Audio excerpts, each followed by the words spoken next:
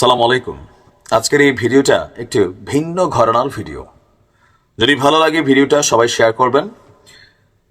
বিজ্ঞান যত উন্নত হচ্ছে আমরা অনেক কিছুই জানতে পারছি পবিত্র কোরআন এবং হাদিস থেকে, বা যে যে ধর্মের আছি সেই ধর্ম থেকে অনেক কিছুই প্রমাণিত হচ্ছে। মৃত্যু, কুল্লু নফসিন জায়কাতুল মাউত, সৃষ্টির প্রত্যেকটা জীবকেই মৃত্যুর স্বাদ গ্রহণ করতে হবে। মৃত্যুকে ঘিরে নানান রহস্য, প্রত্যেকটা ধর্ম অনুযায়ী নানান বক্তব্য, যে ঠিক মৃত্যু ঠিক আগ মুহূর্তে একজন মানুষের সাথে কি ঘটে বা সে কি দেখে, কি অনুভূত হয় যখন আমাদের রুহ শরীর থেকে বের হয়ে যায়। তো আজকের এই ভিডিওটাতে আমরা বৈজ্ঞানিক কিছু ব্যাখ্যায়, কিছু গবেষণার ফল আমরা সামনে আনতে যাচ্ছি। আমার নিজের কাছে আশ্চর্য লাগছে যে আসলে কি এমন ঘটে, তবে এটা একটা বৈজ্ঞানিক থিওরি। আপনার বিজ্ঞানীরা বলছেন যে আমরা যেমন শুনতাম যে ধরেন বা সিনেমা তো দেখতাম যে ঠিক মৃত্যুর আগ মুহূর্তে সারা জীবনের স্মৃতিগুলো একদম পাটপাট পাটপাট করে ঘুরতে থাকে। আসলে কি ঘটে? সম্প্রতি এক গবেষণায় উঠে এসেছে অবিশ্বাস্য তথ্য।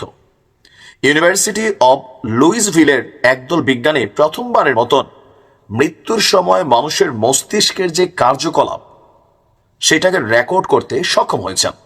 আর তাতেই মিলছে চাঞ্চল্যকর এক ইঙ্গিত। মৃত্যুর আগ মুহূর্তে আমাদের মস্তিষ্ক হয়তো পুরো জীবন একবার শেষবারের মতন রিভিউ করে নেয়। তারা বলছেন যে আপনার 87 বছর বয়সী একজন রোগী চিকিৎসাধীন থাকা অবস্থায় হৃদরোগে আক্রান্ত হয়ে মারা যান।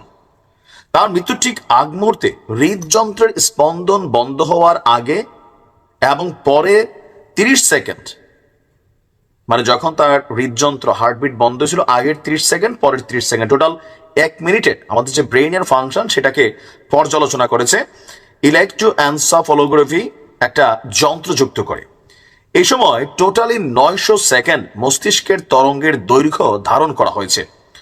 আপনার এই তরঙ্গের রেকর্ড থেকে দেখা গেছে মস্তিষ্কের স্মৃতি এবং স্মৃতি পুনরুদ্ধারের সাথে জড়িত যে ক্ষেত্রসমূহ আছে সেগুলো মৃত্যুর কিছু পরেও সক্রিয় ছিল।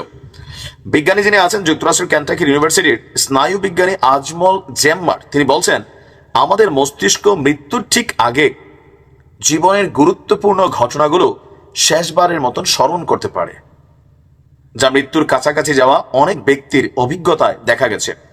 নতুন ফলাফল ঠিক কখন জীবন শেষ হয় সেই সম্পর্কে আমাদের ধারণাকে চ্যালেঞ্জ করে।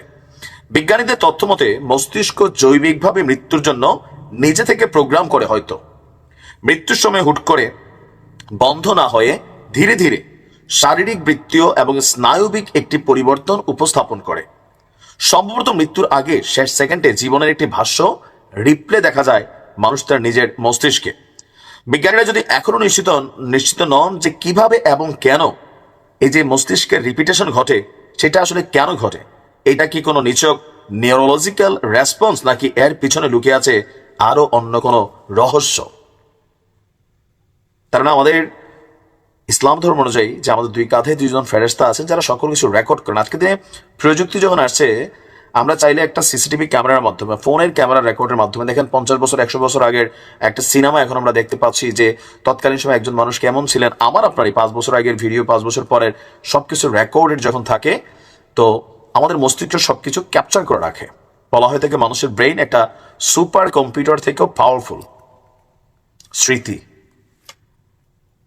বিজ্ঞানও বলে, ধর্মের দৃষ্টি থেকেও অনেক কথা আছে যে মৃত্যুর ঠিক আগ মুহূর্তে মানুষের মধ্যে কি ঘটে। আবার কেউ কেউ বলেন যে যিনি মারা যান মৃত্যুর কয়েকদিন আগে বা কিছু সময় আগে থেকে অনেকে এটাকে অনুধাবন করতে পারেন। আমাদের ধর্মীয় ব্যাখ্যা অনুযায়ী যারা মুমিন, ভালো মানুষ, একজন সৎ মানুষ, আপনার ধর্ম অনুযায়ী এটা অন্য কিছু বলতে পারে, তারা ফিল করতে পারে যে সামহাও সময়টা হয়তো শেষ হয়ে আসছে। যেমনটা আল্লাহ রাসূল তিনি ফিল করেছেন, আমাদের অনেক সাহাবীরা ফিল করেছেন যে সামহাও কিছু পরিবর্তন ঘটে মনের মধ্যে।